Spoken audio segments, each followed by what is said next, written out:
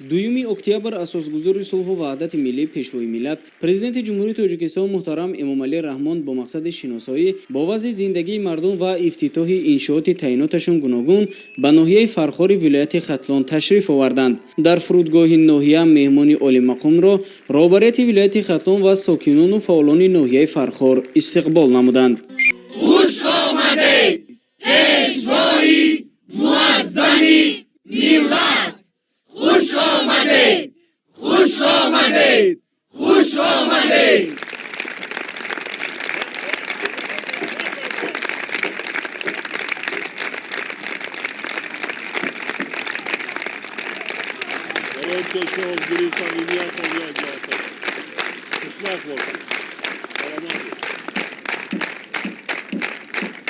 ба хотири истиқбол аз сарвару роҳнамои худ мардуми фарҳангдӯсту меҳмоннавоз ба кӯчаҳо баромада бо ҳар гуна шиёру овезаҳо аз ташрифи пешвои муаззами миллат ба ноҳия истиқбол карданд.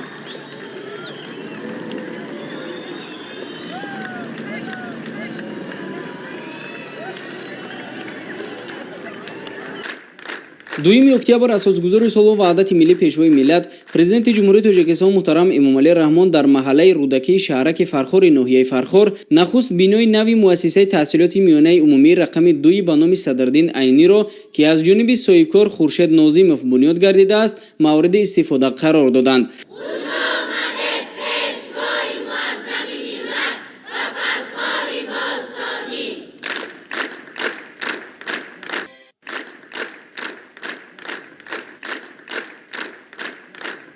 пудрачии сохтмон ҷамъияти дорои масъулияташ маҳдуди Кавсар Construction буда лоиҳаи он аз тарафи ҷамъияти дорои масъулияташ маҳдуди Архикоми шаҳри Душанбе бо усули муосири меъморӣ таҳия шудааст.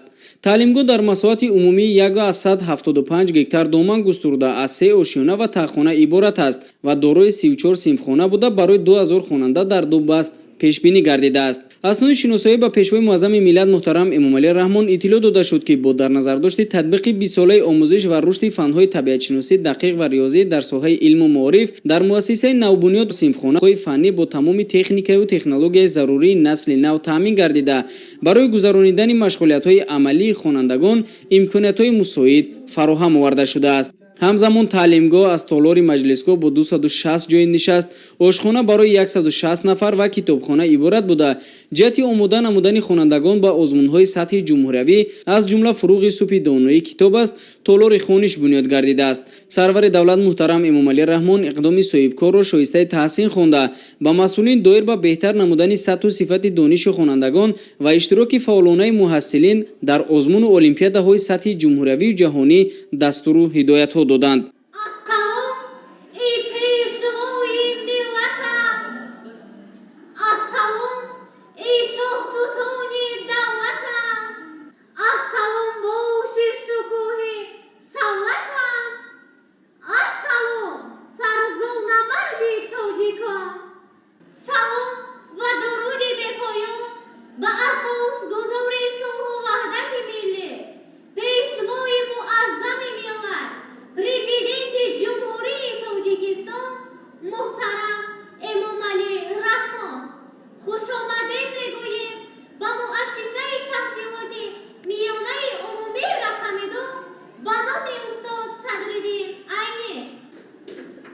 محترم جناب عالی ملت تمدن‌آفر توجیک از قدیم‌الایام کتابدار و کتابدوست بوده با گذشتگان افتخاری خود رودکی و فردوسی سینا سعدی و حافظ افتخار داریم. محترم پیشوای معظم ملت ما اشتراکچیان دور ولایت آزمون جمهوری فروغ صبح دانای کتاب است. ای پیشوای ملت، ای راهنمای ملت، شو نقشه‌های نیکت، صلح و صفای ملت. ما جوانان و نورسانی دوران استقلال شکرگزار از آن میکنیم که چنین دولتی صاحب استقلال، آزادخواه و وحدت آفرین داریم. میناداری خود را به شما پیشوای معظم ملت میرسانیم که به ما چنین یک تحفه بی‌نظیر نموده. ما خوانندگان از چنین آزمونی فروغ صبح دانایی کتاب است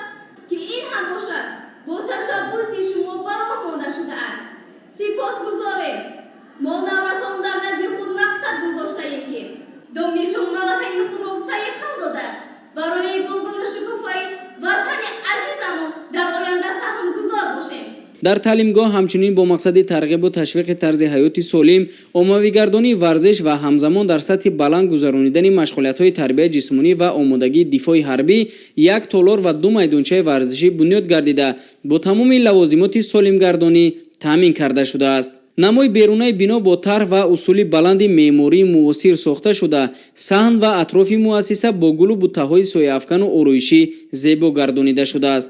ҳамзамон муассисаи таълимӣ бо хати алоҳидаи барқ таъмин гардидааст. мо аҳли коллективи 91 нафараи омӯзгорини муассисаи таҳсилоти миёнаи умумии рақами 2 аз ғамхориҳои падаронаи пешвои миллат миннатдор ҳастем ва ваъда медиҳем ки дар таълиму тадриси насли навра саҳмгузор бошем ва насли ояндасозу лоиқи давронро ба камол расонем. муассисаи пешина рости гап дар себаст буд, аллакай ки дар ин муассисаи нав ки 56 синхона иборат мебошад, аз себаста мо мебароем.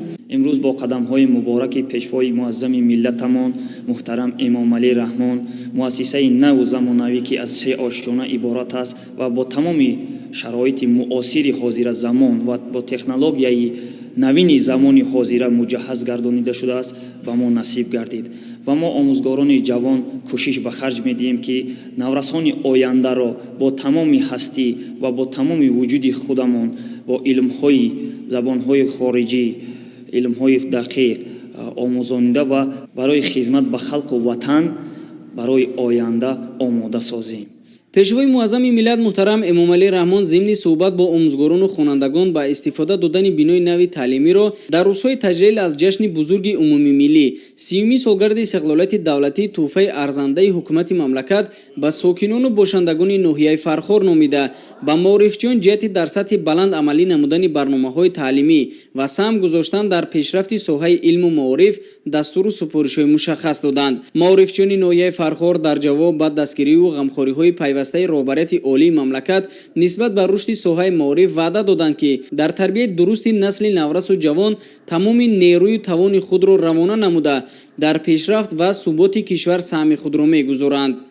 ҷашни истиқлол омад, шукри яздон мекунем, мулкро ободтар аз даври сомон мекунем, нурборон мекунем зебо диёри хешро, ҷон фидои дӯстону дӯстдорон мекунем. сараввал қудуми мубораки шуморо асосгузори сулҳу ваҳдати миллӣ, пешвои муаззами миллат муҳтарам ҷаноби олӣ ба Фархори Бостонӣ хайрамақдам мегӯем ва миннатдории хешро шахсан аз номи худам шукронаи ҷурахон ва аз номи тамоми хонандагони муассиса ба шумо мерасонем ки барои мо чунин як муассисаи замонавӣ ва бо тамоми шароитҳо муҷаҳҳаз ҳадя намудаед. марҳабо эй сарвару эй пешво, сарвари оли нажододи худо, душманонат бошанд доим зери по, қалбҳо гарм аст чун фархори мо, нест ҳеҷ нуқсу халал дар кори мо, сулҳу ободӣ барори кори мо. бори дигар ба Фархори Бостонӣ хуш омадед муҳтарам ҷаноби олӣ. ифтихор аз давлату аз оли сомон мекунем, ифтихор аз миллату назми ниёгон мекунем, ифтихор аз оби руди кӯҳсорон мекунем, ифтихор аз боғи бахти Тоҷикистон мекунем. ман Исмоилова Робия аз номи кулли хонандагони ин муассиса миннатдории хешро ба шумо пешвои муаззами миллат муҳтарам ҷаноби олӣ ва соҳибкори ватанӣ Хуршед Нозимов ки дар ҷашни 30-солагии истиқлолият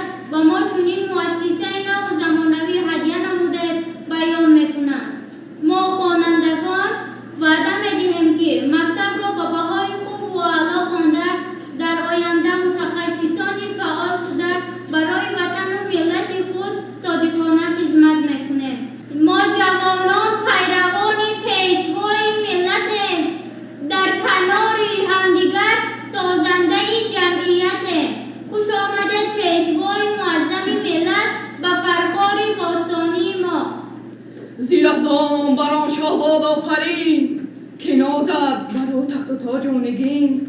خداوندی تاج و خداوندی گنج، خداوندی شمشیر و هفتان و رنج. که گنجش زی بخشیش بینالد همه، بزرگی زی نامش بیبالد همه. زی دریا و دریا سپاهی وی است، جهان زیلی فری کلاهی وی است. بگیتی بکان اندرون زر نمان، که منشوری بخشیش ورا برنخوان. زی دشمن ستاند رساند به دوست، خداوندی پیروزگر یاری اوست.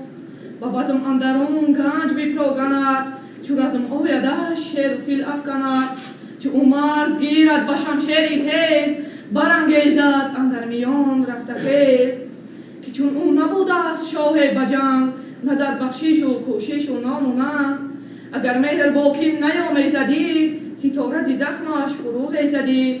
تنش زورمند است و چندین سپاه، که اندر میان باد را نیست راه. پس ای لشکر 700 جندپیل، خدای جهان یاور و جبرائیل. همه باش خواهد زی هر مهتره، زی هر نامداره و هر کشوره.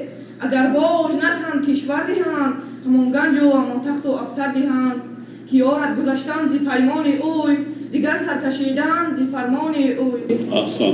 انا پسرم یک مسئله دیدم برای که اون برای هیجان داری وقتی پیش داوران دوام میدید؟ اصلا انا یه رو مطلوب کنده کن، تصدیل نکن نیست. دویم که سرعت خواندن متن خودشه سراسیمه نشد، کمتر تیز میروی. اگر کمتر آیسته کرده با براتر و اکنی بسیار معنی حیبتی داوران اینو به این آباد بگیرن. برای بعضی هم ایستا دستگتی وای کردن نکن حرکت های وای بعد آرام بر یک خود کن سر کن. اگر مهر با کین نیامیزدی، ستاره زی زخمش فرو خیزدی. ستاره زی زخمش کمتر آیسته این چون که نیسترای دیگه میروی آیسته سراسیما نکن. وقتی سراسیما میبینی سراسیما میخونی نه خیلی برای داوران یه شعر خواندن همین معنی داره. و مثلا از شاهنامه فیردوسی بسیار باید غلغله‌دار و کنده بسیار باریک‌خوار و صدا باید باشه. نه خوب موفقیت شما. سلامت. با آینده چی هدف داره؟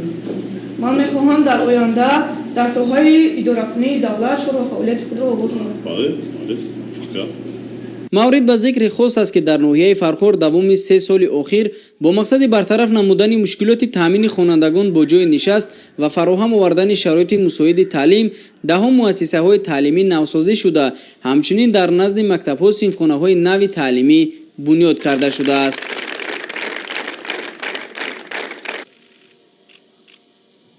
بیمی اکتبر اساسگذار صلح و وحدت ملی پیشوای ملت پرزیدنت جمهوری تاجیکستان محترم امامعلی رحمان در ناحیه فرخار همچنین بینای نوی تعلیمی مؤسسه غیر دولتی تعلیمی کالج طبی را مورد استفاده قرار دادند. کالج طبی با در نظر داشت طلبات جهانی معاصر بنیاد شده برای 440 نفر در 2 بست پیش بینی گردیده است.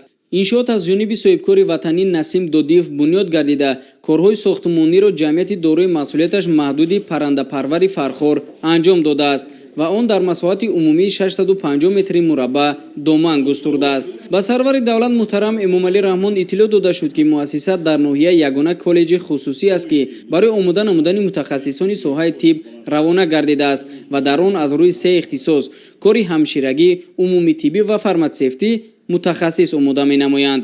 این باعث افتخار است که امروز با تشبث پیشوای معظم ملت محترم جناب عالی این مؤسسه غیر دولتی تعلیمی کالج طبی ناحیه فرخار به استفاده داده شد. ما صاحبکاران خیلی خوشحال از آن هستیم که امروز یک صحبت گرمی صمیمی با پیشوای معظم ملت داشتیم. این باعث می شود که ما در آینده سهم خود را در ساحه طب گذاریم و کادرهای با طلبات زمان جوابگو را در این مؤسسه آماده نماییم. مؤسسه طبق نظامنامه در یک بست میتواند که تا 220 دانشجو را به تعلیم قبول کند و این باعث می شود که مشکلی کادری برطرف کرده شود.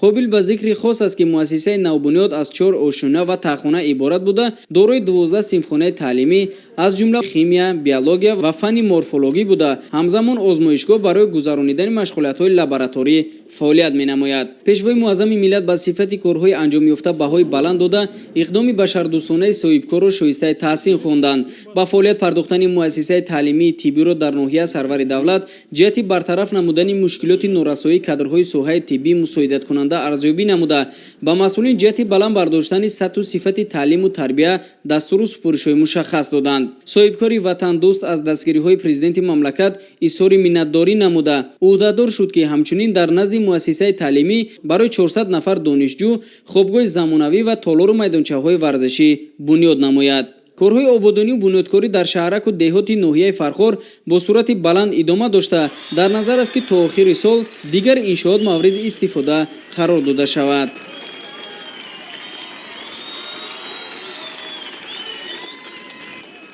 دویم اکتبر اساسگذار صلح و وحدت ملی پیشوای ملت پرزیدنت جمهوری تاجیکستان محترم امامعلی رحمان در دوره سفر کاری به ناحیه فرخار در باغ فرهنگی و فراغتی ناحیه یکی از رمزهای دولتداری پرچم دولتی را مورد بهره برداری قرار دادند.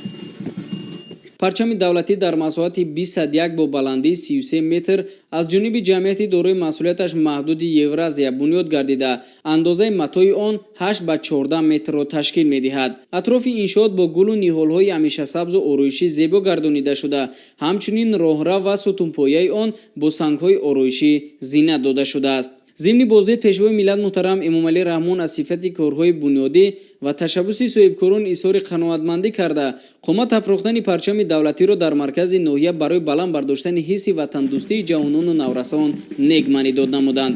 қобил ба зикр аст ки дар баробари бунёди парчами давлатӣ ҳамчунин бахшида ба 30-уми солгарди истиқлолияти давлатӣ боғи фарҳангӣ фароғатии ноҳия ки дар майдони 1 гектар доман паҳн кардааст навсозӣ гардида дар он барои истироҳати мардум шароити мусоид фароҳам оварда шудааст.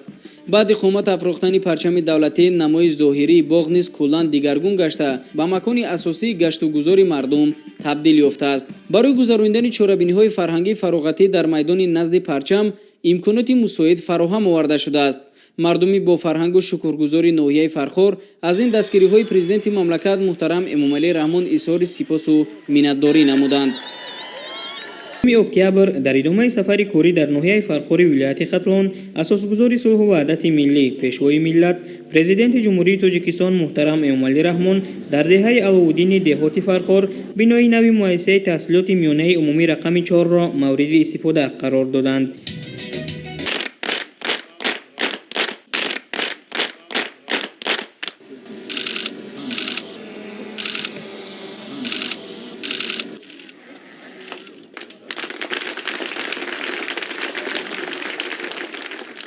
اساسگزار صلح و وحدت ملی، پیشوای معظم ملت، کمپوزیسیای علمی و معرفتی را با افتخار تشبس‌های بی‌نظیر شما جناب عالی در حال حفظ و دسترسی اهالی سیاره با آب‌های شیرین و آشامیدنی با عرض و احترام صمیمی منظور شما می‌گردانیم. حیات از آبی نابود جاویدان سرچشمه میگیرد و آب از قله بوم جهان سرچشمه میگیرد. حیات و آب پیوندند و اندر سازمانیدن ز فیض پیشوای تاجیکان سرچشمه میگیرد. ما تاجیکستانیان از سیراب بودنی سرزمینی همیشه بهار و بهشت آسایمان و خوشنودی افتخار داریم. در حدود تاجیکستان 948 دریاهای خرد و بزرگ، 7000 پیریه، 155 کوههای گوناگون حجم، 10 چشمه آبی عادی و معدنی و آبانبارهای زیاده موجود است. تاجیکستان از جهت ذخیره‌های آب در منطقه آسیای مرکزی جای اول، در مقیاس ایدئال دولت‌های مستقل جای دوم و در عالم موقع هشتم را اشغال می‌کند. هرچند که کشور ما در سرگرم تشکیلیابی ذخیره‌های آب تازه قرار دارد، اما من خود را از مسئله‌های گلوبالی نارسایی آب تازه در سیاره در کنار گرفتن نمی‌توانم. سبب اساسی سال بین‌المللی آب تازه اعلام گردیدن سال 2003 جلب نمودن توجه کشورهای جهان و سازمان‌های با نفوذ جهانی از حفظ نگهداشت ذخیره‌های آب شیرین و دسترسی انسانیت و این نعمت جانبخش حیات است. با پیشنهاد شما جناب عالی سالهای 2005-2015 10 ساله بین‌المللی عملیات آب برای حیات پیشنهاد گردید و از جانب مجموعه عمومی سازمان ملل متحد یک دونه این پیشنهاد دستگیری شد. هدف اساسی این تشبس قدرشناسی آب همچون سرچشمه زندگی و دسترسی اهالی سیاره به آب تازه محسوب می‌یابد. برادر عزیز، درست می‌گویید. مجموعه عمومی سازمان ملل متحد مهمیت مسائل را برابر گرفته. سال 2013 را سال همکاری در ساحه آب اعلام داد. زیرا مسائل‌های اجتماعی، اقتصادی و حفظ محیط زیست محض با همین ذخیره استراتژی که منبع حیات در این زمین است ارتباط و علاقه‌مندی دارد. برادران و خواهران مهربان، مجمع عمومی سازمان ملل متحد خطنامه را زیر عنوان 10 ساله بین‌المللی عمل آب برای رشد استوار سالهای 2018-2028 با هم‌آلتی 177 کشور عضو سازمان ملل متحد قبول نمود. 10 ساله نو عمل آب برای رشد استوار همچون ادامه متأصل و منطقی رسیدن به هدف‌های رشد استوار در عرصه بین‌المللی ارزیابی گردیده رمز توصیه بخش استفاده ثمرناک عاقلانه ذخیره‌های آب شیرین از جانب ممالک‌های مختلف عالم باقی خواهد ماند. دوستانی با دل و جان برابر و عزیز و مهربان، هر کدام شما از محبت و احترام بزرگ که نسبت این معجزه جانبخش حیات در روی زمین و تشبس‌های بی‌نظیر پرزیدنت جمهوری تاجیکستان ابراز نظر نمودید شایسته تحسین است. در تقویت سخنان شما با عرض و احترام صمیمی و توجه همگان می‌رسانم که حفظ گرامی‌داشت آب‌های شیرین و مصفای سیاره همقدم و همراه انسانیت هست و خواهد ماند. و نقش پرزیدنت جمهوری تاجیکستان محترم امامعلی رحمان در حال حفظ و دسترسی مردمی سیاره با آب تازه جاودان خواهد ماند. آب باشد گوهر قیمت‌تر از لعل و گوهر، پاکی هر قطره آب، پاکی خیر و بشر. اطلاع داده شد که بنیاد مؤسسه مذکور در نتیجه توجه و غمخوری‌های دائمی رهبریت دولت و حکومت جمهوری تاجیکستان نسبت به مکتب و معارف با مبلغ گذاری فوند سعودی رشد عملی کرده شده است. بنا از دو قسم عبارت بوده. مساحت عمومی قطعه زمینی مؤسسه تعلیمی 1.4 گکتار را تشکیل می‌دهد. صنف‌های فنی به مانند فیزیک، شیمی و بیولوژی با تخته الکترونی، کامپیوتر و تجهیزات لابراتوری برای گذرانیدن آزمایش‌ها تامین می‌باشند. کتابخانه مؤسسه تحصیلات میانه عمومی رقم 4 دارای 13000 ادبیات گوناگون از جمله 2500 ادبیات بدیعی میباشد. با مقصد برگزار نمودن جمعیت و چرابینی‌های فرهنگی عمومی در بینای نوی مکتب تالار مجلسگاه با 150 جای نشست ساخته شده است. در روشونه یکم بنا آشخانه بر هوا جایگیر است که دارای 48 جای نشست میباشد. من کریموف دولت اشتراکی آزمون جمهوری تاجیکستان وطن عزیز من میباشم و با اساسگذار صلح و وحدت ملی پیشوای ملت پرزیدنت جمهوری تاجیکستان محترم امامعلی رحمان صادقانه و صافدلانه وعده میدهم که با این قدر غمخوری‌های پدرانه اش که برای ما جوانان نورسان چون درگاه علم و معرفت ساخته به استفاده داده است و با آنها من از صدق دل وعده میدهم که در دور جمهوری جایهای نمایان را اشغال نموده آبروی ناحیه و مؤسسه خودم را بلند بردارم. من ایامزاده زرنگار خواننده سیم هشتم باشم. مینداری خش را به اساسگذاری صلح و وحدت ملی پیشوای ملت محترم امامعلی رحمان میرسانم که برای ما خوانندگان چنین آزمون‌ها را با مانند فروغ صبحی دانایی کتاب است، علم فروغ معرفت و تاجیکستان وطن عزیز من است براه ماندند. از جمله من در آزمون فروغ صبحی دانایی کتاب است اشتراک نموده از دور ناحیوی به دور ولایتی را خط گرفتم و من به اساسگذاری صلح و وحدت ملی وعده می‌دهم که از چنین شرایط‌های در مؤسسه ما فراهم آورده شده استفاده برده تا سطح جمهوری رفته جایهای نمایان را اشغال نمایم. برای ترغیب طرز حیاتی سالم در مؤسسه تعلیمی تالار ورزشی برای 100 جای نشست ساخته شده است که دارای تجهیزات ورزشی حاضر زمان از جمله تنیس روی میز، بازی والیبال و بسکتبال، لوازمات ورزشی برای آب و تاب بدن میباشد. در حدود مؤسسه همچنین برای گذرانیدن بازی‌های فوتبال خرد، والیبال، بسکتبال و آمادگی دفاع حربی دو میدانچه ورزشی بنیاد شده است. با مقصد گرامی داشتن ارزش‌های ملی در صحن مؤسسه با طرح زمانوی پرچم برافراخته شده است که بلندی آن به 13.5 متر برابر میباشد. گرد و اطراف مؤسسه تعلیمی نوبنیاد با صنعت معماری تصویر یافته سفالک پوش کرده شده است. در رفت کارهای ساختمانی مؤسسه تعلیمی زیاده از 40 نفر متخصص محلی از جانب شرکت‌های ساختمانی با مدت زیاده از 1 سال به کار جلب گردیده با معاش خوب تامین بودند. مؤسسه تعلیمی رقم 4 با سیستم یگانه گرمایدهی پیوست بوده. همچنین 3 عدد صحبتگاه‌ها را در بر می‌گیرد که برای استراحت و خوب گذرانیدن وقت خالی معلمان و خوانندگان مساعد میباشد. بینای مؤسسه تعلیمی زیبا و زمانوی و صحن حولیش با درختان سایه افکن و گلگشت‌های نظرربا گلکاری کرده شده است. رهبر دولت برحق ساحه معارف را در محور سیاست خود قرار داده است. همه ساله به هم اگان معلوم است که با دستگیری و تشبس‌های جناب عالی مؤسسه‌های نوی تعلیمی ساخته به استفاده داده می‌شوند. مؤسسه تحصیلات میانه عمومی برای 1240 نفر خواننده در 2 بست ساخته به استفاده داده شد. این غمخوری‌های پیوسته جناب عالی ما معارفچیان را وادار می‌سازد که در تعلیم و تربیت شاگردانی با معرفت و خردمند سهمگزار باشیم.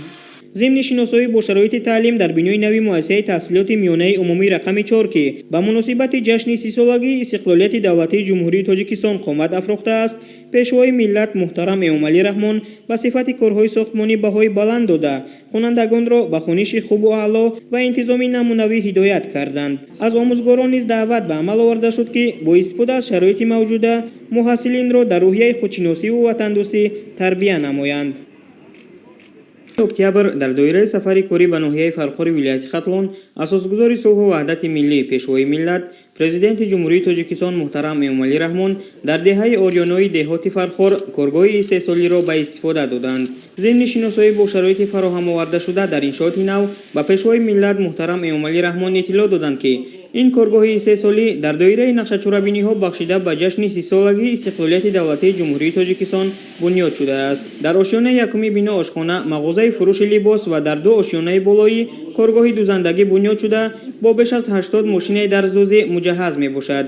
در این کارگاه اساساً سر لباس نظامی، رخت خواب سربازان و لباس یگانه مکتبی دوخته می شود. تا انجام ساختمان کارگاه 3 سالی زنان و جوان دختران محلی به کورس‌های کوتاه مدت جلب گردیده صاحب شهادتنامه شده بودند، ولی تا این دم در خانه‌هایشان فعالیت می‌کردند. اکنون با مورد استفاده قرار گرفتن کارگاه در شرایط بهتر و خوبتر کار را ادامه خواهند داد. مسئولین نقشه دارند که در آینده در کارگاه 3 سالی کلاه برای سربازان و سر و لباس طبیبان را نیز به راه مانند. این شاید از جانب اگنتی تامینات اموال مخصوصی نزد حکومت جمهوری تاجیکستان مبلغ گذاری شده پودرچی ساختمان جمعیتی دارای مسئولیت محدودی کارواق می باشد. طوری می دانیم صنعت‌کنونی با صورت کشور از جانب پیشوای معظم ملت محترم امام علی رحمان هدف چهارم ملی اعلان شده است. امروز در ناحیه فرخار کارگاه استحصالی ساخته به استفاده داده شد که قدمی مهمی در راه تطبیق این هدف دولت و حکومت جمهوری تاجیکستان به شمار می رود. با ساختمان این کارگاه ما توانستیم زیاده از 100 نفر زنان و بانوان دهات خانه‌نشین را به جای کاری دائمی تامین نماییم. لازم به ذکر است که تا این زمان از جانب اگنتی تامینات اموال مخصوصی نزد حکومت جمهوری تاجیکستان 8 کارگاه‌های استحصالی ساخته به استفاده داده شده است. در مجموع در این کارگاه‌های استحصالی 640 نفر زنان و بانوان نازکی‌های کسب دوزندگی را از خود نموده صاحب جای کاری دائمی گردیدند. مورد استفاده قرار گرفتن کارگاه‌های دوزندگی از غمخوری‌ها و توجه نوبتی پیشوای معظم ملت شهادت می‌دهد. ما باور می‌کنیم که در پرتو هدایت‌های پیوسته سرور دولت در جاده صاحب کسب و صاحب هنر نمودن جوان دختران و بانوان خانه‌نشین و تامین آنها با جای کاری دلخواه تلاش نموده صنعت بالای هنرمندی زنان و بانوان را چه در داخل و چه بیرون از کشور معرفی خواهیم کرد. لایحه بینای کارگاه 3 سالی از جانب تشکیلات لایحه‌کشی کارخانه فرعی دولتی لایحه‌کشی ناحیه فرخار با اصول معاصر معماری عبارت از 3 آشیانه با تخانه تهیه شده است. کارهای ساختمانی در این شهر سال 2019 شروع شده بودند. با مورد بهره برداری قرار گرفتن کارگاه 3 سالی 150 نفر ساکن محلی از جمله زنان و جوان دختران خانه‌نشین با جای کاری دائمی و معاش خوب تامین گردیدند. در تخانه کارگاه 3 سالی سردخانه بنیاد گردیده است.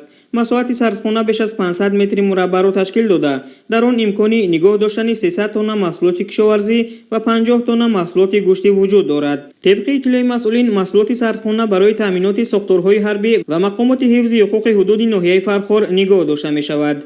در همین جا پرزیدنت مملکت محترم امام علی رحمان با 43 نفر یتیم کل از ناحیه‌های فرخار و شمس‌الدین شاهین ملاقات نموده با آنها تحفه‌ها تقدیم کردند. تحفه‌های سرور دولت از کمک پولی، سر و لباس و غیره عبارت بود. همچنین در این روز به خاطر شادی و نشاط یتیمان خانه پرناز و نعمت عیدانه آراسته شد. در آغاز صحبت پیشوای ملت محترم امام علی رحمان کودکان و نورسانی با امر تقدیر یتیم مانده را با مناسبت جشن 30مین سالگرد استقلالیت دولتی جمهوری تاجیکستان تبریک و تهنیت گفته با آنها صحتی و سعادتمندی و خوانش خوب و اعلی را تمنا کردند. ذکر شد که رهبریت دولت و حکومت جمهوری تاجیکستان با این قشر جامعه توجه خاص ظاهر نموده پیوسته آنها را دستگیری میکنند، مخصوصا برای تحصیل و فعالیت آنها به طور همیشگی تدبیر اندیشی ها صورت میگیرند. محض در نتیجه توجه و غمخوری های حکومت مملکت این طبقه اهالی از امتیازهای زیاد برخوردار گشته طبق کوتاهای پرزیدنتی و دیگر امتیازها در مؤسسه‌های عالی تعلیمی کشور تحصیل را ادامه می‌دهند. کودکان و نورسان در نوبت خود ابراز داشتند که دستگیری‌های دائمی پیشوای معظم ملت را همیشه احساس می‌کنند و خود را هیچگاه تنها و بیکس نمی‌شمارند. در جواب این همه غمخوری‌های دولت و حکومت کشور آنها وعده دادند که تحصیل را با بهای خوب و اعلی ادامه می‌دهند و در آینده در رشد و پیشرفت و شکوفایی بیشتری وطن محبوب نقش‌گزار خواهند بود.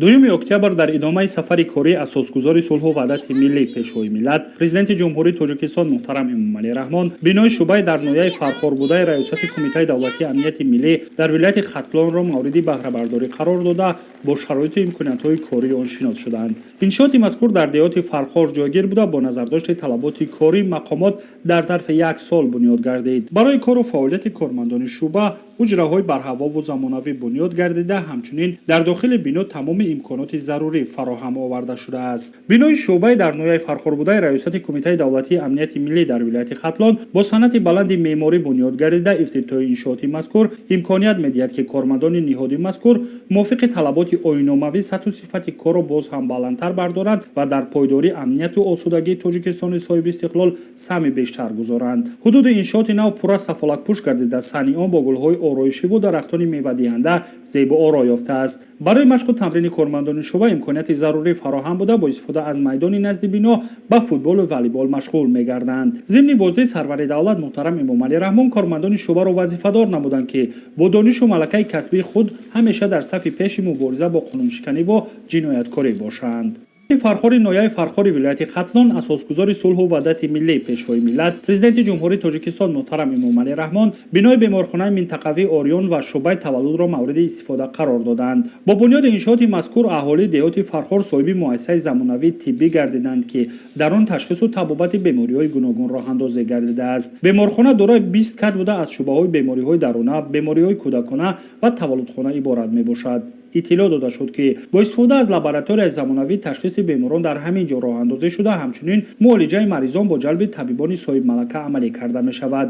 иншооти нав 16 ҳуҷраи табобатӣ ва кабинети корӣ ҷой дода шуда, ҳамчунин ҳуҷраҳои табобатӣ бо дастгоҳҳои насли нав таъмин гардиданд. аз ҷумла беморхона дорои шӯъбаи ташхиси ултрасадоӣ, дастгоҳҳои нафасдиҳии сунъӣ, кардиомонитор ва оксигенераторҳо буда омода аст ба нафарони бемор саривақт ва бо сифати баланд хизмат расонад. дар шӯъбаи таваллуди беморхона шароити мусоиду замонавӣ барои нигоҳдории модару кӯдак фароҳам оварда шудааст. аз ҷумла дар ин ҷо 10 кати хоб бо имкониятҳои зарурӣ ташкил гардида, барои солим ба дунё омадани тифл мутахассисони соҳибтаҷриба ба кор ҷалб гардиданд. дар ҳолати ғайричашмдошт низ шӯъбаи мазкур бо истифода аз дастгоҳҳои нав метавонад саривақт ба модар ва ё кӯдак кӯмаки тиббӣ расонида, ба ҳамин васила аз фавти кӯдаку модар пешгирӣ намоянд. ҳамчунин уҷраҳои алоҳидаи машваратӣ барои модарони ҷавон ва ташхиси кӯдакон дар ин шӯъба ташкил карда шудааст.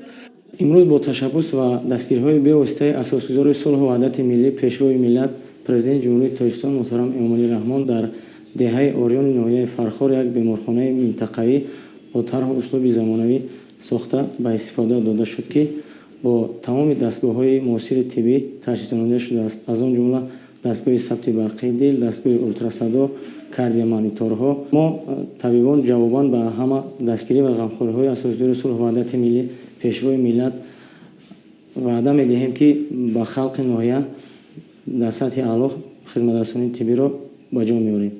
дар маҷмӯъ дар беморхонаи минтақавии Орион ва шӯъбаи таваллуд бештар аз 20 нафар аз сокинони маҳаллӣ, ки дорои маълумоти тахассусиянд, соҳиби ҷои кор гардида бо маоши хуб таъмин мебошанд. сани иншоот низ мувофиқ ба талабот бунёд гардида, барои сайру гашти табобатгирандагон ва ташрифи аёдаткунандагон имконияти зарурӣ фароҳам мебошад.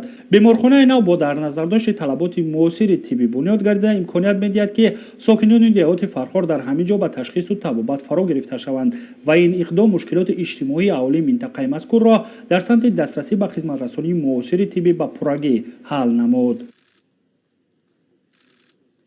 асосгузори сулҳу ваҳдати миллӣ, пешвои миллат, президенти ҷумҳурии Тоҷикистон муҳтарам Эмомалӣ Раҳмон дар ноҳияи Фархор бинои қасри фарҳангро мавриди баҳрабардорӣ қарор доданд.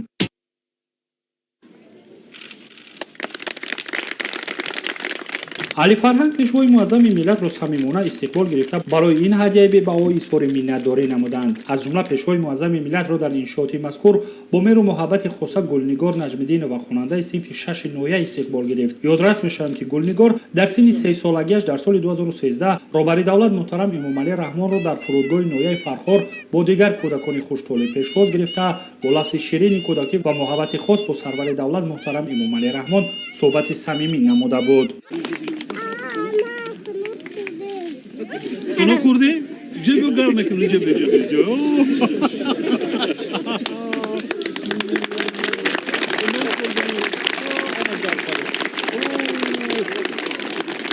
İnşi nefesi bulbuli şufrideki imroz bonolayı zori diliman bu habare hast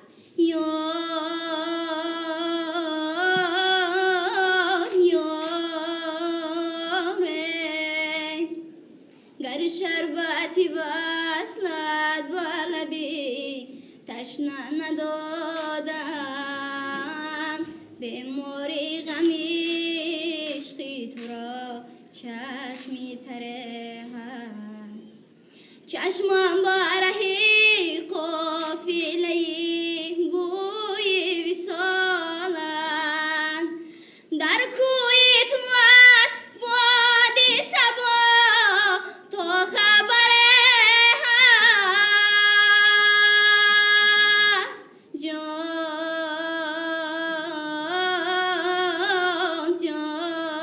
جانه بیدار مکن این همه را در دل مخفی اندیشانم و غیری تو هم دادگره هست اندیشانم و غیری تو هم دادگره هست. бинои хуштару замонавии қасри фарҳанг бо истифода аз санъати баланди меъморӣ бунёд гардида дар он барои кору фаъолияти дастаҳои ҳунарӣ кормандони бахши фарҳанги ноҳия баргузории ҳамоишу барномаҳои фарҳангӣ шароити зарурии замонавӣ фароҳам оварда шудааст. толори асосии бино дорои 400 ҷойи нишаст буда имконият фароҳам меорад ки ҳамоишу чорабиниҳои гуногун ва барномаҳои консертӣ минбаъд дар ҳамин ҷо гузаронида шавад. толор бо истифода аз санъати баланди меъморӣ ва усули хоси гаҷкорӣ оро ёфта он бо қандилҳои калонҳаҷми зебо ва дигар ороишот зинат ёфтааст. барои ороиши дохили толор санъати баланди меъмориву наққошӣ истифода гардида саҳна бо дастгоҳҳои замонавӣ равшанидиҳӣ ва тақвияти овоз таъмин мебошад. ҳуҷраҳои алоҳида барои ивази сару либос ва пардозгарӣ бо тамоми лавозимоти зарурӣ сохта шудааст. баробари давлат иттилоъ доданд ки иншоот ҳамчунин дорои 14 ҳуҷраи барҳавову замонавии корӣ буда дар дохили қасри фарҳанг толорҳои хурди тамринӣ низ ташкил гардидааст. барои гузарондани маҳфилу омӯзишҳои касбӣ ва густариш додани малакаи наврасони соҳибистеъдод дар бинои мазкур имкониятҳои зарурӣ фароҳам мебошад. дар доираи дастуру супоришҳои роҳбари давлат муҳтарам Эмомалӣ Раҳмон ҷиҳати равнақ додани фарҳанги китобдориву китобхонӣ дар дохили қасри фарҳанг китобхонаи муосир ташкил гардидааст ки хоҳишмандон метавонанд аз он ба таври доимӣ истифода баранд. китобхона дорои беш аз 2000 нусха адабиёти гуногун мебошад. намои берунаи қасри фарҳанг бо санъати баланди меъморӣ бунёд гардида саҳни ҳавлии иншоот пурра сафолак пӯш карда шудааст. ҳамчунин барои истироҳату дилхушии кӯдакон дар назди иншоот боғи кӯдакона ташкил гардидааст. қасри фарҳанг дар доираи тантанаҳои идона бахшида ба 30-умин солгарди истиқлолияти давлатии ҷумҳурии Тоҷикистон сохта ба истифода дода шуд ва ба ҳамин васила барои аҳли фарҳанг шароити мусоиди корӣ фароҳам оварда шуд. صاحب وطن تو تاج شاهی داری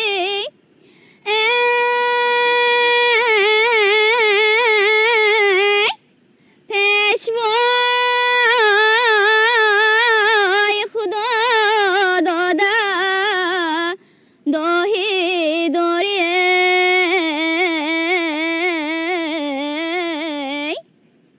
дуюми октябр асосгузори сулҳу ваҳдати миллии пешвои миллат президенти ҷумҳурии Тоҷикистон муҳтарам Эмомалӣ Раҳмон баъди ифтитоҳи як қатор иншоот ва шиносоӣ бо шароити зиндагии сокинон дар маркази ноҳияи Фархор бо роҳбарону фаъолон мулоқоти самимӣ доир карданд.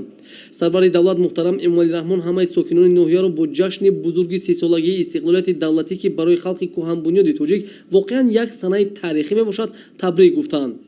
президенти мамлакат муҳтарам Эмомалӣ Раҳмон аз иқдому ташаббус ва корҳои созандаи сокинони ноҳия изҳори қаноатмандӣ карда изҳор доштанд ки соҳибкорони ватандӯз ба хотири истиқболи сазовори ҷашни 30-солагии истиқлолияти давлатӣ тибқи нақшаи корҳои ободониву созандагӣ 470 иншооти иҷтимоиву истеҳсолӣ ва хизматрасониро бунёд карда ба истифода доданд. ҳукумати мамлакат барои ҳалли мушкилоти иҷтимоӣ ва таъмини рушди ноҳияи Фархор дар даврони соҳибистиқлолият барои рушди иҷтимоиву иқтисодии ноҳия аз ҳамаи манбаъҳои маблағгузорӣ 1.4 миллиард сомонӣ равона кардааст. давоми солҳои истиқлолият дар ноҳия 24 лоиҳаи сармоягузории давлатӣ ба маблағи зиёда аз 320 миллион сомонӣ амалӣ шуда.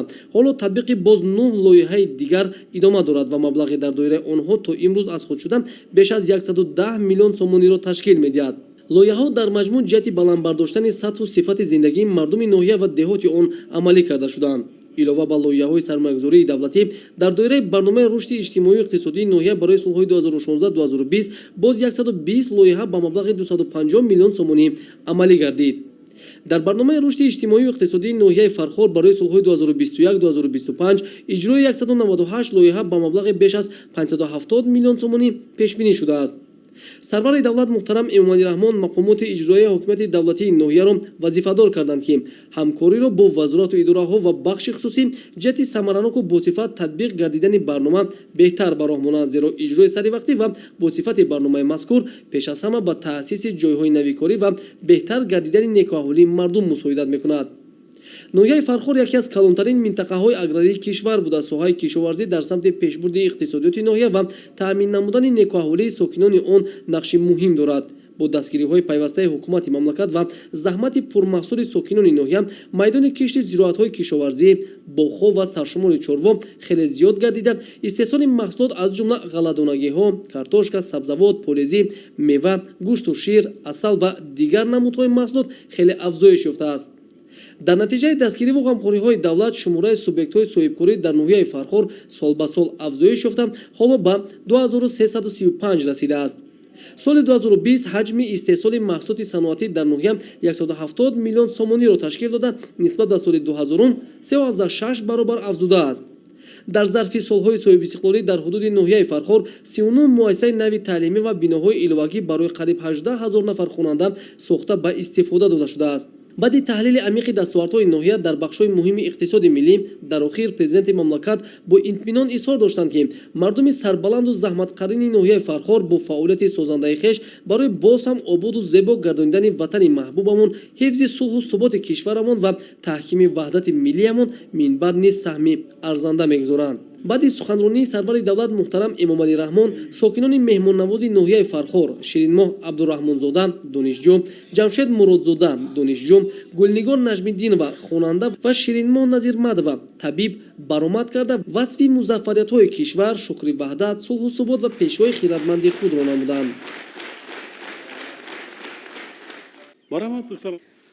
бо арзи эҳтиром ва самимияти беандоза салом арз мекунам бар шумо муҳтарам пешвои муаззаму маҳбуби миллат.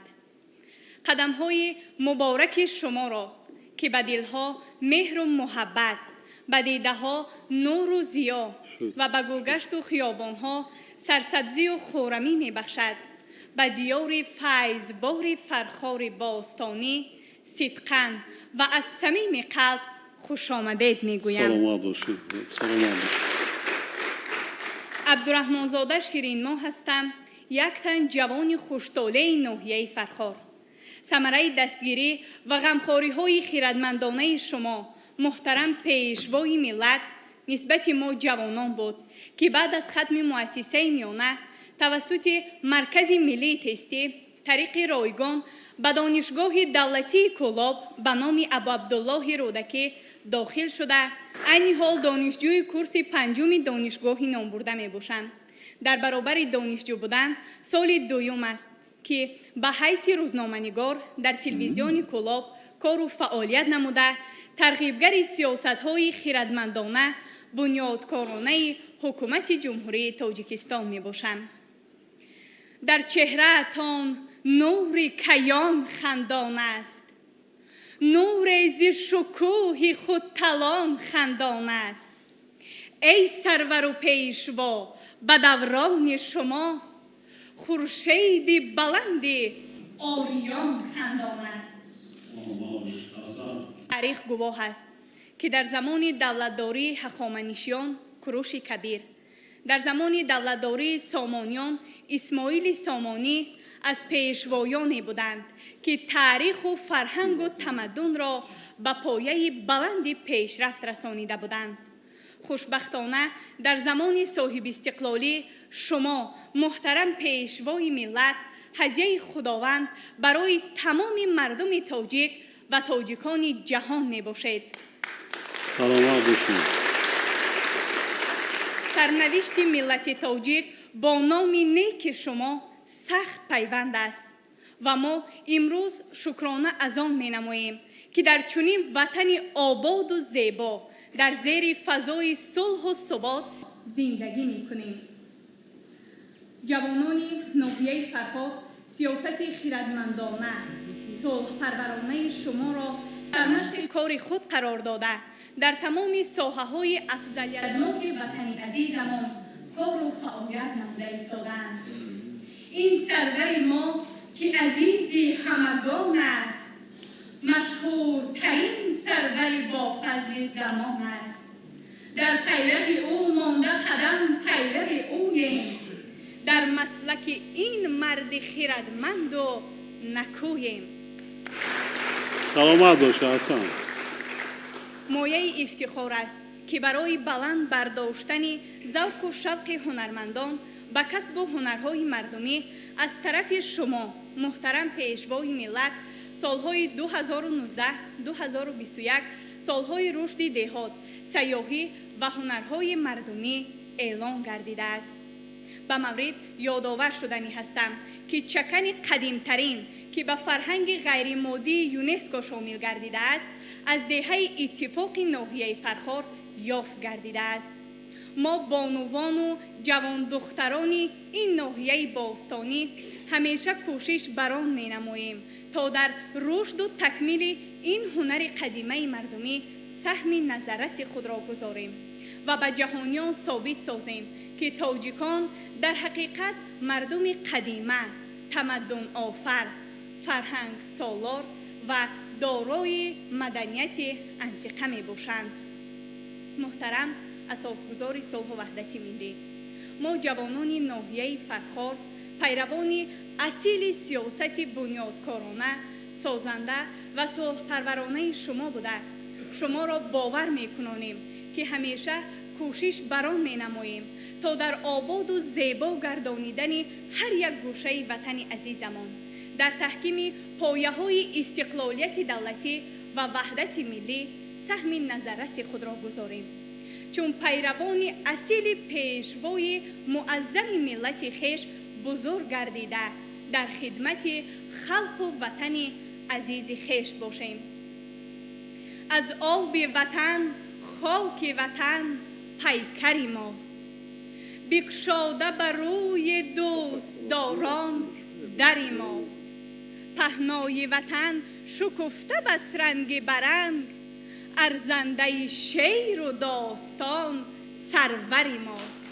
سلامت باشید. سلامت باشید. چون روز و شب وطن منور باشد، بر چشم بسر پرتو خاور باشد، خاکش به کف محبتش زر باشد، 30 سال وطن به 100 برابر باشد. سلامت باشید. موفقیت شما. السلام علیکم. اساسگزار صلح و وحدت ملی، پیشوای ملت، پرزیدنت محبوب جمهوری تاجیکستان محترم امامعلی رحمان، صمیمانه ترین درود و پیام خویش و کل مردم سربلند فرخار باستانی را عرض می‌دارم. اساسگزار صلح و وحدت ملی، پیشوای ملت، پرزیدنت جمهوری تاجیکستان محترم امامعلی رحمان، قدم پر از نور و ضیا و فیض و پربرکتتان را به دیار زرخیز و زیبامنظر فرخار باستانی خیر مقدم گفته از نام کل مردم ناحیه خاصتا جوانان به شما سلامتی و مظفریت های پی در پی را آرزومندم. من مرادزاده جمشید، دانشجوی سال اول اکادمی اداره‌کنی دولتی نزد پرزیدنت جمهوری تاجیکستان می باشم. سرفراز از آن هستم که به طور رایگان به اکادمی مذکور داخل گردیده از شرط و شرایط عالی درجهش برخوردار گردیدم.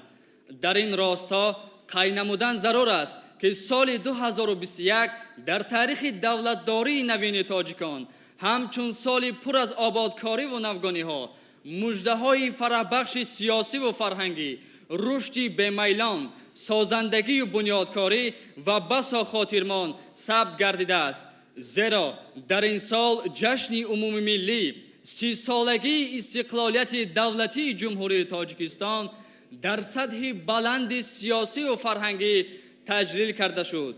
این تنتنه و شهامت استقلال ما جهانیان را متحیر گردانید. محترم پیشوای معظم ملت، برای ما جوانان همچون سازندگانی با اعتماد وطن مایه افتخار و سربلندی است که در پرتو سیاست دوراندیشانه شما و امکانیت‌های در راه آبادسازی تاجیکستان صاحب استقلال فراهم آمده سال از سال در طرح و شکل نو سهم می‌گذاریم. واقعاً ما جوانان از آن خوشبختیم که در وطنمان صلح و وحدت حکم فرماست و در صلح و ثبات و آرامی که از تلاش‌های شبانه روزی شما محترم پیشوای ملت سرچشمه می‌گیرند، تمام ذهن و اندیشه خود را بهر گلگل شکوفایی وطن بهش آسایمان سفربر می‌نماییم. امروزها جوانان وطن دوست و میهن پرست ناحیه فرخار پیوسته کوشش میکنند که در پیروی از سیاست سازنده شما محترم جناب عالی در رشد و نموی دولت و ملت سهم ارزنده خود را گذاشته باشند، زیرا سیاست خردمندانه شما نسبت جوانان به کامیابی و دستاوردهای بی‌نظیر جوانان آورده رسانید. برگزاری آزمون‌های جمهوری تاجیکستان وطن عزیز من فروغ صبح دانایی کتاب است و علم فروغ معرفت. با سرپرستی بواسطه شما ثابتگر گفته‌های بالا هستند. هزارها جوانان بعد از اعلان این آزمون‌ها به سوی کتابخانه‌ها شتافتند و مخزن علم و عرفان در هر خاندان نظیر چراغ معرفت درخشید. ما جوانان برومند زمان صاحب استقلالی پیوسته در بر شما محترم پیشوای معظم ملت بودیم، هستیم و خواهیم. پس سخن ز قلب تمام جوانان وطن دوست تاجیک را بهرتان میگویم: زهی زهی زهی ای رود مردی وطن.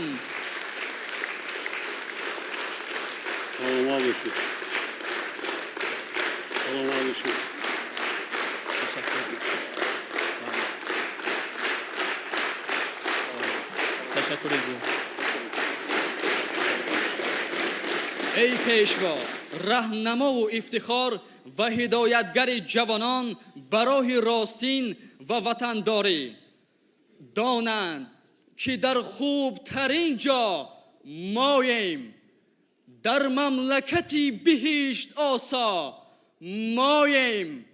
هر کوه وطن سری بلندی ما هست، خوشبخت ترین مردم دنیا ماییم، خوشبخت ترین مردم دنیا ماییم. تشکر زیاد به توجهتان.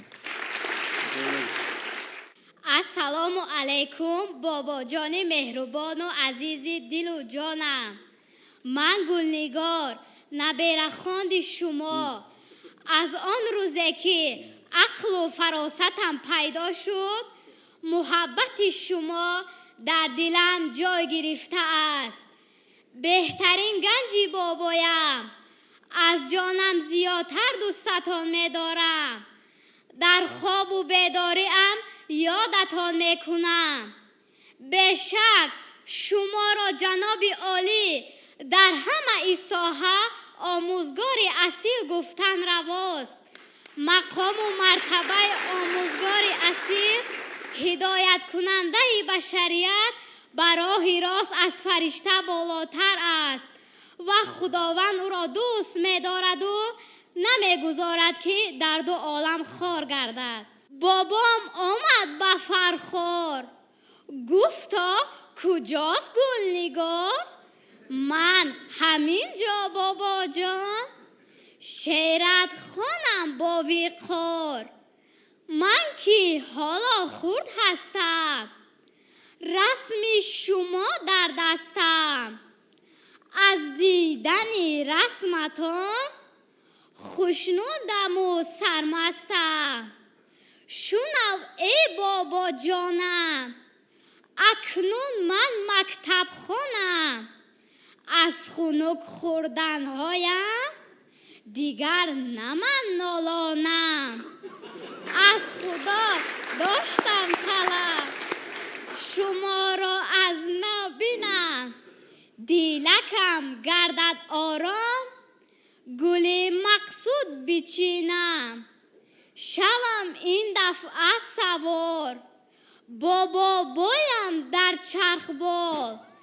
برد با خود بابا جان من را به سیر جهان. بابام شاه مایان است پیشوای تاجیکان است. خدا شود نگهبان باشد تاج سرمان. خوش آمدید به فرخار بابا جان گلنگار.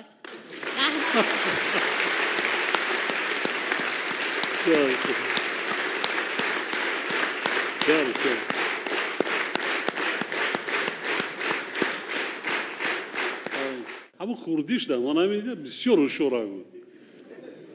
شکوه خیلی خوردم موقعی. با دوای بسیار خیلی نمناک چه خنک بود. با خیلی کرتچه‌های فتحی چه پوشیدن کودک خواهی نخواهی خنک میخورد. پیشاز بود. نگار میبریم که گلنگار دوشنبه شما باباش باشین نصیحت کنیتون من سپارش دادم. ما مکتب پرزیدنتی داریم در دوشنبه خوابگاه داره دمش. بعد لیسه بنا همین زبان روسی انگلیسی ناز کنه اگر ایش بهش بعد جرانه میشه. برای خانه شرایط اگر مادرش پدرش راضی باشه شما برده وای میکنیم میسپارین اونجا شرایط درجه بلند است خانه 100% آنهایی که ختم میکنن با دانشگاه‌های عالی کشورهای خارجی داخل شده ایستادن. شرایط‌های درجه عالی تربیت کردن وظیفه ما. تا توانیم کمک بکنیم تربیت میکنیم. برای من گاه نگاه کردن مثلا رسم به یاد میارد یک لحظه‌ای که از سفرهای من به ناحیه فرخار اینجا بیا پیش ما بیا. توفلا را پوشانده که دختر ما کلان قدرش کلان شد دارد. اگر اینجا ماند سر باز هر سال 4 مرتبه هر یک کارتلده خبر میگیرین اسباب انجام خانیش نشه تاکید میکنین خواند تربیت میکنن خون دانشمند شد سلامت شد خب سلامت شد یک جهت شد برای هم دوست یارو صورت دیگه بگی من رسم بیارم درم پیش کابینت هم نمیارم تو میگم میکنم خدا نگهبانت باشه مرحمت بودید. السلام علیکم. اساسگزار صلح و وحدت ملی پیشوای معظم ملت پرزیدنت محبوب جمهوری تاجیکستان قدم‌های نیک و مبارک شما را به فرخار بستانی خیر مقدم میگویم. من شیرین ماه نظری مدوه سابقه دار ساحه تندرستی که 40 سال می شود برای سالمی این مردم کهندیار خدمت کرده ایستادم. محترم پیشوای ملت، در حقیقت در طول 30 سال استقلالیت دولتی جمهوری تاجیکستان با هدایت و راهنمایی شما پیشوای ملت تمام ساحه‌های اقتصادی و اجتماعی کشور از آن جمله ساحه تندرستی خیلی رشد و ترقی نمود. تاریخ از یادها نمی رود. تاریخ به یاد می آورد برای مردم خلق تاجیک سالهای 1992-93 سالهای بعد جنگی، سالهای بی نهایت وزمین، سالهایی که مردم از گرسنگی، از ناداری، از بیماری رنج و عذاب می کشیدند. در این سال، در سال 1993 8,500 اهالی ناحیه فرخار از گندم زهرآلود شده و بیماری گلتراب گرفتار شدند. وضعیت بی نهایت وزین بود. بیماران می فوتیدند، عائله ها نابود می شدند و در این مصیبت سختی مردم ناحیه اذیت کشیده ناحیه فرخار شما پیشوای ملت، شما اساسگزار صلح و وحدت 16 ینور سال 1993 به حیث رئیس شورای عالی جمهوری تاجیکستان به فرخار سفر کرده از نزدیک از حال و احوال این بیماران دیدن کردید و کمک یاری خود را رسانیدید. 4 مارس سال 1993 مرکز برقرارسازی بیماران گرفتاری ورم جگر تأسیس یافته از همه گوشه و کنار جمهوری و راهبری بیرون از جمهوری همچنین بهترین طبیبان، بهترین متخصصان با تمام موادهای دارویی و فرخار سفربر کرده شدند. ما شکر شما را میکنیم. شکر شما را میکنیم که در کوتاه‌ترین مهلت این مصیبت وزنی و سر خلق اذیت کشیده ناحیه فرخار آمده برطرف کرده شد. لیکن تاریخ یاد میکند از یادها آن روزهای مشکل هیچگاه نمیروند. مردم ناحیه فرخار این یکی دستگیری های شما را هیچگاه فراموش نمیکنند و دائما سیاست خلق پرورانه شما را همه جانبه دستگیری می نمایند. در 30 سال صاحب استقلالی جمهوری تاجیکستان صدها مؤسسه های طبی بنیاد شدند و نوترین تجهیزات طبی جهازانیده شدند. از آن جمله در ناحیه فرخار 78 مؤسسه تندرستی بخیر خلق این ناحیه 182 نفر طبیبان معلومات عالی 1100 نفر طبیبان میانه خدمت طبی میرسانند. ما امروز شاهد آن هستیم که باز یک بیمارخانه دیگر با تمام تجهیزات حاضر زمان معاصر طبی در این دهات در دهات آریان برای 20 کد شده به استفاده داده شد که این به مردم یک هدیه استقلال می باشد. از نام همه طبیبان، از نام کل مردم فرخار زمین مینداری خیش را به شما پیشوای ملت بیان میکنم. تشکر. سلامت باشید. دست یکدیگر را گیریم. کمک کرده ما این دنیا میگذرد. با خوبی هم با گندگی هم میگذرد. یکی نیکیش خوب است. حلاوت میبری. دست یک یتیم گیر، یک معیوب کمک کن. چقدر رویت باریده میشود. طبیعتت بسیار وای میشود. از 100 سوزنداروی طبیب ده این خوبتر و بهتر سلامتی دم فایده دارد. با شما سلامتی، خوشبختی، تمام خوشی های زندگی را آرزومند هستم. برای پیشوازگیری صمیمیتتان یک جهان تشکر میگویم. همین هر چیزی که آرزوی عمل داره در دل نیتتان، در قلبتان همه را نصیبتان گرداند. سلامت. яҳои вилояти хатлон асосгузори сулҳу ваҳдати миллӣ пешвои миллат президенти ҷумҳурии тоҷикистон муҳтарам эмомалӣ раҳмон ба деҳоти сарихосори ноҳияи балҷувон ки бо табиати дилфиребу афсункор сокинони меҳмондӯст ва таърихи бостонии худ машҳури ҷаҳон аст ташриф оварданд. роҳбарияти ноҳия ва сокинони шукргузор пешвои муаззами миллатро бо шаҳомати махсус истиқбол гирифтанд.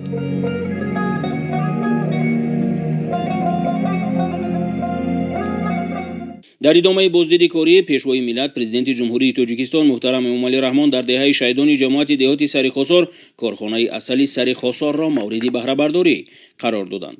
корхонаи мазкур дар асоси ҳидоятҳои бевоситаи президенти ҷумҳурии тоҷикистон муҳтарам эмомалӣ раҳмон ба истиқболи таҷлили шоистаи 30-солагии истиқлоли давлатии ҷумҳурии тоҷикистон аз ҷониби соҳибкор иброҳимзода маҳаддӯсти азим сохта ба истифода дода шуд.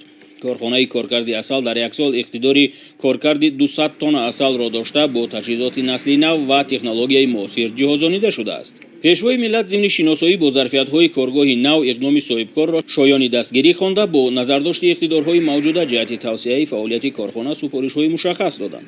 зикр гардид ки соҳаи занбурпарварӣ дар ҷумҳурии тоҷикистон яке аз бахшҳои камхарҷ ва сердаромад ба ҳисоб меравад, зеро 93% масоҳати ҷумҳуриро кӯҳҳо ташкил дода захираҳои мавҷудаи растаниҳои шаҳддиҳанда имконият медиҳад ки шумораи оилаҳои занбур ва истеҳсоли асал зиёд карда шавад. дар асоси дастгирии давлатӣ ва ҳидояти асосгузори сулҳу ваҳдати миллӣ пешвои миллат президенти ҷумҳурии тоҷикистон муҳтарам эмомалӣ раҳмон мо соҳибкорон иқдом пеш гирифтем ки бо ташкили корхонаи коркарди асал бо номи асали сарихосор дар санъаткунонии мамлакат ҳиссаи худро гузорем. ин корхона дар маконе ҷойгир мебошад ки табиаташ барои пешравии парвариши занбури асал мусоид мебошад. корхонаи навташкили мо бо дастгири пешвои муаззами миллат муҳтарам эмомалӣ раҳмон дар масоҳати 1 гектар замин ба маблағи 5 миллион сомонӣ бунёд карда шуд. корхонаи асали сарихосор бо тамоми таҷҳизотҳои муосир таъмин буда ба талаботи санъатҳои ҷаҳон коркарди асал ҷавобгӯ мебошад. иқдори корхонаи мо дар як сол коркарди 200 тонна асалро доро мебошад. мо ҳаҷми зиёди маҳсулоти худро аз занбурасалпарварони шаҳру ноҳияи вилояти хатлон ва дигар минтақаҳои ҷумҳурӣ дастрас менамоем. самти асосии фаъолияти корхонаи нав коркард ва бандубасти асал буда арзиши умумии иншоот зиёда аз 5 миллион сомониро ташкил медиҳад. истеҳсолоти корхонаи асали сарихосор таъиноти содироти дошта маҳсулот дар зарфҳои ғунҷоишашон ҳархелаи шаффоф ки аз давлати Туркия ворид мегардад басту банд карда мешавад. дар дохили корхона намоиши дастовардҳои замбури асалпарварони 22 шаҳру ноҳияҳои вилояти хатлон ба роҳ монда шуд. маълум гардид ки бо истифода аз дастгириҳои роҳбарияти ҳукумати мамлакат ва дар чаҳорчӯби татбиқи амалии барномаи давлатии рушди соҳаи замбури асалпарварӣ дар ҷумҳурии Тоҷикистон ин бахши сердаромади соҳаи аграрии кишвар дар миқёси вилоят рӯ ба рушд ниҳода, афзоиши тадриҷии оилаҳои замбури асал ва истеҳсоли маҳсулоти соҳа ба қайд гирифта мешавад. дар вилоят ҳамасола зиёда аз 1000 тонн асали аз маҳсулоти экологӣ тоза истеҳсол шуда 62451 оилаи замбури асал дар қаламравии вилоят мавҷуд аст. ноҳияи балҷувон минтақаи кӯҳсор буда дар ҳудуди ноҳия тамоми растаниҳое ки дар қаламрави ҷумҳурии Тоҷикистон мерӯяд мавҷуд аст. айни замон дар ноҳия зиёда аз 3876 оилаи замбури асал парвариш меёбад ки ин нишондиҳанда нисбат ба соли 2015 750 оила зиёд мебошад. асали дар ноҳия истеҳсолшаванда дар баробари таъмини аҳолии ноҳияи балҷувон бо маҳсулоти худӣ ҳамзамон барои ба фурӯш баровардан ба дигар минтақаҳои ҷумҳурӣ ва содироти он ба хориҷа пешниҳод мегардад. мо кормандони хоҷагии ҷангал миннатдоргии худро ба асосгузори сулҳу ваҳдати миллӣ пешвои миллат мерасонем ки дар минтақаи мо ҳамхел корхонаҳо кушода шудааст ва мо метавонем ки бемалол бо ин корхона шаҳрнома баста ва замбурпарвариро дар хоҷагии ҷангал равнақ диҳем. соли 2020 замбури асалпарварони ноҳияи балҷувон 46.5 тонна асал истеҳсол намуданд. айни замон дар корхонаи нав бандубасти хутиҳои асал дар шаклҳои гуногун ба роҳ монда шудааст ва масъулини корхона талош доранд ки бо пешниҳоди тарзу усулҳои муосири бандубаст ва рақобатпазир намудани маҳсулоти истеҳсолӣ ба бозорҳои ҷаҳонӣ бештар роҳ пайдо кунанд. дар ин корхона 20 нафар бо ҷои кори доимӣ таъмин гардиданд. сарвари давлати Тоҷикистон муҳтарам Эмомалӣ Раҳмон аснои шиносоӣ бо фаъолияти корхонаи асали сари Хосор масъулонро вазифадор карданд ки дар масъалаи бандубасти асал ва содироти он беш аз пештара таваҷҷӯҳ зоҳир кунанд. зеро дар баробари сифати баланди асал инчунин бояд бандубаст ва ороишоти зоҳирии он низ бозоргузар бошад. ҳамаи ин ба рақобатпазирӣ дар бозори ҷаҳонӣ мусоидат карда иқтидори содиротии кишварро тақвият мебахшад. дар саҳни корхонаи нави коркарди асал инчунин намоиши маҳсулоти кишоварзиву саноатии корхонаҳои вилоят ташкил карда шуд.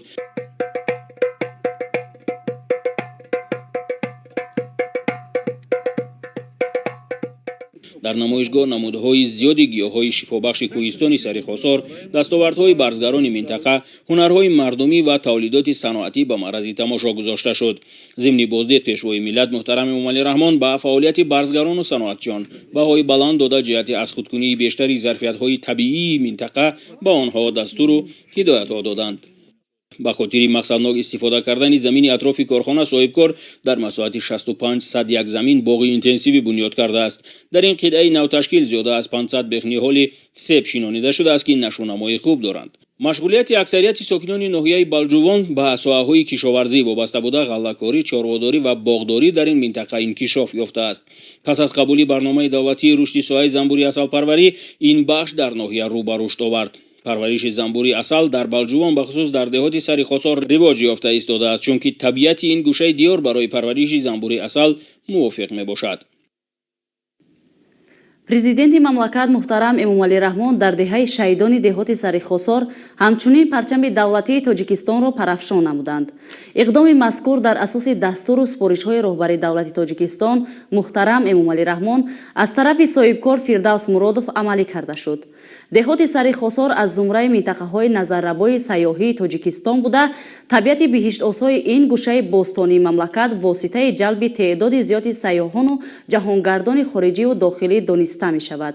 ташаббуси бунёди майдони парчами давлатӣ дар деҳаи шаҳидон дар доираи нақшачорабиниҳо бахшида ба 30-солагии истиқлолияти давлатии ҷумҳурии Тоҷикистон татбиқ шуда, корҳои пудратиро мутахассисони ҷамъияти дорои масъулияти маҳдуди Аслиддин 13 бо сифати баланд анҷом доданд. сутунпояи парчами давлатӣ дар деҳаи шаҳидон 25 метр буда арзиши умумии иншоот қариб 300 000 сомониро ташкил медиҳад. парафшон сохтани парчами давлатӣ дар ин минтақаи дурдасти мамлакат нишонаи арҷгузорӣ нисбат ба арзишҳои давлатдорӣ буда садоқати сокинонро нисбат ба ватан модар собит месозад. зимнан бо мавриди баҳрабардорӣ қарор гирифтани майдони парчами давлатӣ дар деҳаи шаҳидон барои бошандагони макони ҷолиби дигари барои фароғати истироҳат ва гузарондани ҳамоишҳои гуногуни оммавӣ пайдо шуд.